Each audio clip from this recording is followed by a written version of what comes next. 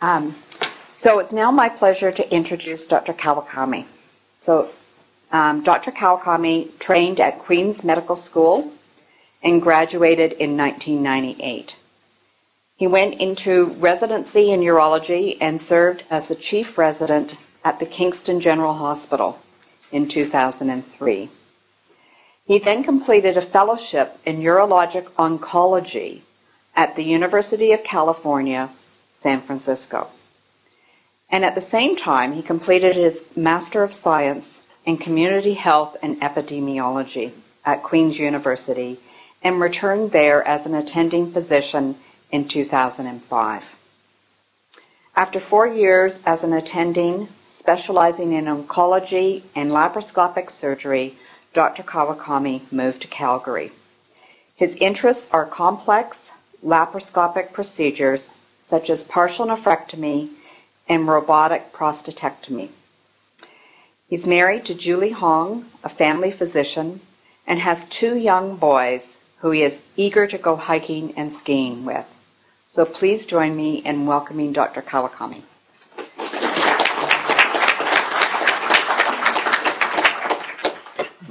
Thanks for the introduction. Can everyone in Edmonton hear me? Can you raise your hand if you can hear me? You can't hear me? Oh yeah, you can hear me. Awesome. All right. So the bathrooms may be in a slightly different location over there, just as a caveat. So other disclosures I have been a speaker for GSK, and I've attended a conference that Baxter put on, which makes a medication. Other than that, I think we do a good job of the Rocky View, but Bob's story is probably not typical. You wouldn't get surgery within a week unless you had a lot of symptoms like he did. But if he did, obviously you would get treatment pretty fast. So, and most people don't go back to work within a week of having their operation. So that is also atypical. So I wouldn't go with that as your patient experience. Usually I tell people to take off at least 6 weeks, if not longer. So everyone here hopefully, likely has themselves or a family member that's been affected with renal cell cancer. This is the latest data I could find, but 4 years ago in Canada, there were probably over 4,000 cases detected and 1,600 deaths from kidney cancer. It was a number 6 cancer in men and number 10 in women. And for some reason, we're not completely sure, the incidence of kidney cancer is actually rising 2% per year. So how do we find cancers nowadays? Sometimes we do find them when we think someone has blood in the urine, but most of the time, 70% of the time, we actually find it incidentally. So someone goes into their family doctor and they say, oh, it hurts over here, or when I eat fatty food, I get indigestion, and your family doctor orders an ultrasound, and then they find a kidney mass. And that's when you see one of us, a urologist, either myself or one of my colleagues. How do we figure out what's going on? We do what's called staging. So staging is basically figuring out where the cancer is and if it's spread anywhere. So the first easy thing is blood work, because that'll tell us if your liver looks normal, if you have enough hemoglobin. And then chest x-ray is next. That'll tell us if the kidney cancer has gone to the lungs. So anyone who's my patient, you know that we always get the chest x-ray, but we don't always do the CT scan, because if kidney cancer comes back, it's more likely to come back in the chest than it is actually in your belly. And then the last thing is a CT scan, and we always want to give you contrast to see if the kidney tumor is confined to the kidney itself, if it's going into the vein, or if it's in the other kidney. So that's really what staging is all about. So if you've had kidney cancer, I bet you that you've had all those tests done.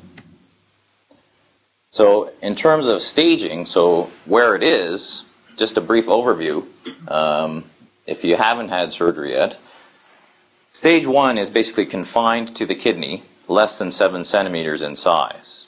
Stage 2 is still confined to the kidney, but it's over 7 centimeters. Pretty easy so far, and it's nowhere else. Stage 3 could be a tumor any size, but there's a lymph node in the area near the kidney.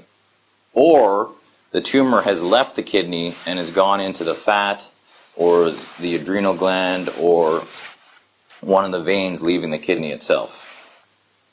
And then stage 4 is if it's gone further. So if it's actually gone outside the kidney and the layers of fat around the kidney, or there's more than one lymph node found around the kidney, or if there's lymph nodes somewhere else besides near the kidney, so in your pelvis or somewhere else, or if you have lung disease, which would be the most common place. So that's basically staging. So if you know what stage you are, then we can figure out what treatment you need. Okay? So in terms of treatment, unlike prostate cancer where they use radiation or that sort of thing, surgical therapy is really the only curative approach for treatment of RCC.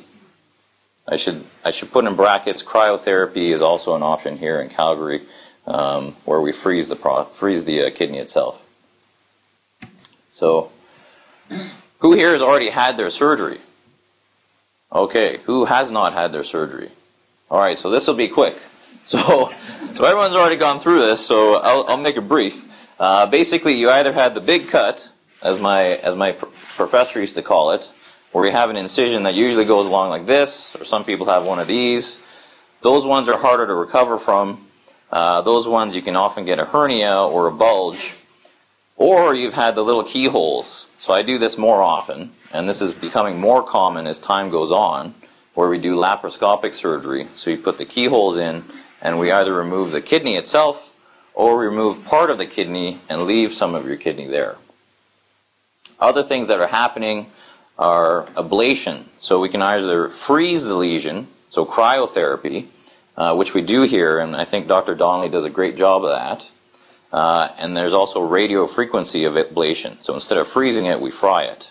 But the freezing works better than the frying most of the time. Okay? And then some people, if they have other health issues, so if you had 5 heart attacks and the anesthetist said you wouldn't survive an anesthetic, then obviously we're going to watch you because we don't want to kill you. And then that's where other treatments can come in there. But sometimes we observe people. So basically, surgery is decision-making, but usually pretty easy decision-making. Nephron sparing is when we leave part of your kidney, the good part, and take out just the kidney cancer part. And then radical nephrectomy is when we remove the entire kidney itself. So typically we want to spare nephrons because if you have 1.5 kidneys, you're going to live longer most of the time than if you have 1 kidney, based on the fact that your kidneys filter toxins and that sort of thing. And many studies that show that if you have more kidney mass, you're less prone to having heart attacks and strokes. Okay? And so that's why we try and spare the nephron. So that's our first priority. The second priority is if we do it through the keyholes or the big cut. The recovery time is different, but the cancer surgery should be the same. We should still get all the cancer out. Okay? So first priority is nephron sparing, and then the second priority is whether we do it laparoscopically or through an open incision. So I was asked not to show videos, so I just have a few photos. So the first one on the left is laparoscopic surgery, so you can see those keyholes are quite small. Okay? The second one, that's still laparoscopic surgery. Now we're inside the kidney, and we've actually clipped the arteries and the vein going to the kidney, so we've cut off the blood supply. So if you've had laparoscopic surgery and your kidney's not there, you probably have these plastic clips or metal clips inside of you. You're not going to set off metal detectors or anything like that. And then the last picture, that's a picture of probably a partial where we've taken out a chunk of the kidney or a tumor and put it in a bag. And we take the specimen out of that bag. Okay? So that's laparoscopic surgery. Open surgery, basically you can see everything, but you have this big incision, and we actually put our hands in. So with nephron sparing, that's removing only part of the kidney. It's technically more demanding because we have to sew up the kidney afterwards, make sure there's no leaking of blood or urine, so you have a higher chance of that than if we remove the whole kidney. Okay? So everyone always asks, well, is the cancer going to come back in my kidney if you leave a part of it? The answer is usually no. So, I haven't seen anyone have a kidney tumor come back in the same kidney where we've removed a chunk of it so far. Okay? In the literature, it's less than 5%, but it's probably even lower than that. So, in terms of quality of life, you have a little bit less fatigue and better renal function if we spare a part of your kidney and you still have the other side. Obviously, if you have only one kidney and we remove the whole thing, you'd be dependent on dialysis. So, basically, recovery time, again, is quicker for laparoscopic than open. You know, in terms of cosmesis and hospital stay, usually people leave a little bit quicker because those incisions are just underneath the gauze and they're only about ½ an inch. Whereas if you have the open incision, you know, it could be anywhere from here to here in terms of how long that incision is. So, not a great slide, but basically showing you that we do have guidelines. This is one out of the US that show that we stage you, and then usually we remove the kidney. That's stage 1, 2, and 3. And then rarely, if we look at stage 4, we would remove not only the cancer, but sometimes we remove places that it's spread. So if you had a kidney cancer and then someone found only one lump or a couple of lumps confined to one part of your lung, oftentimes we'll get a lung surgeon to remove the bad part of the lung. Okay? Typically lung is the best site, but oftentimes we will do that. That's situation A. So we're still hoping for cure in that situation. Situation B on the slide is when we remove the kidney with the cancer, even though we know that you may have multiple nodules in your lungs or it's gone to your hip or somewhere else, because we know that there's usually a survival advantage associated with removing your kidney, even if the kidney cancer has spread. Okay? So, this is a slide showing the survival curves, the difference between removing your kidney and the metastasis, which is the higher line, versus just removing the kidney alone. So if we can remove the sites that it's spread, then usually we try to. Usually it's better if it's only one nodule, if it's from the lung, if you're younger and we get it all, which all kinds of makes sense. So, again, going to situation B that we talked about, you know, if you have kidney cancer and it's spread, that still doesn't mean it's over. We definitely will take out kidneys for patients if their performance status is good. That means 1 or 0 means basically you're functioning normally. You're not spending half your time in bed, and you know you're doing your activities of daily living. So that's really you know what's going on. New information is going to come out. So Carmina and Surtime, these are acronyms, but basically they're studying patients to see if giving them medications like Dr. Heng prescribes up front before their surgery is helpful, or giving it after is helpful. So those are big studies. We don't have the data yet. The best data that we can find so far is this paper from Kreppel, who studied 350 patients who are on medications that we use nowadays. So nowadays we use stuff called Sutent or Sorafenib. I don't prescribe that, Dr. Heng does. But people who get those drugs, it's a lot less toxic than when we used to give people something called interleukin or interferon. So in this day and age, we wanted to compare, you know, do people do better with nephrectomy or no nephrectomy? And people who had the nephrectomy, who had their primary kidney cancer removed, their survival was much longer than in people who we did not remove the kidney. So, what's new? You know, people have looked at the Sutent before surgery. There's a couple of studies that show you probably lose a little bit more blood. You have a higher chance of problems with wound healing, is the one data point. And then the second data point is, you know, a homegrown study that we haven't come out with yet, but we're trying to organize, is one where we're comparing Sutent alone versus Sutent plus a virus, and the virus works with the medication to hopefully make it so that we can actually use less Sutent, so you have less side effects, and possibly it will treat the tumors that are outside of the kidney better as well. So we're working on that here, and it is a homegrown study here. Dr. Morris from from Foothills is working on that with a master's student. So that's what's going on.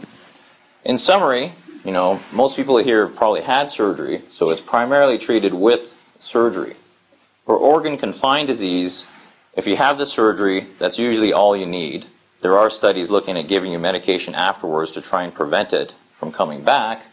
But even if you have spread outside of the kidney, not for everybody, but in select candidates, there is still a role for removing the kidney and possibly removing other places if it has spread there.